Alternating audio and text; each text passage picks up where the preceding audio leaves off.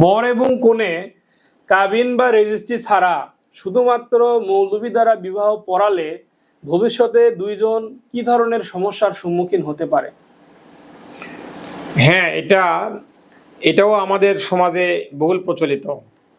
দেখা যাচ্ছে যে নাবালিকা একটা নাবালিকা মেয়ে, বয়স দেখা যাচ্ছে 14.5 বছর বা 14 বছর। এই মেয়েটা একটা ছেলের সঙ্গে গোপনে বিবাহ করতে যাচ্ছে। বিবাহ করতে গিয়ে সেখানে দেখা গেল কাবিন তো হবে না, শুধু মৌলবি দ্বারা বিয়ে করে রাখলো। এই রাখার পর তারপরে দেখা যাচ্ছে যে তাদের মধ্যে এমন কিছু মনোমালিন্য সৃষ্টি হয়ে গেছে, ওই সংসারটা আর টিকলো না। তখন ওই নাবালিকা কন্যা যদি ইচ্ছা করে, নাবালিকা কন্যার তো ইচ্ছা দাম নেয়, তার গার্জেন যা করবে সেটাই। তখন সে গার্জেনের আন্ডারে চলে যায়, এখতিয়ারে চলে যায়। গেলে ওই গার্জেনেরা তখন যে ছেলেটা তাকে বিবাহ করেছিল তার বিরুদ্ধে অপহরণের মামলা নিয়ে আসতে পারে।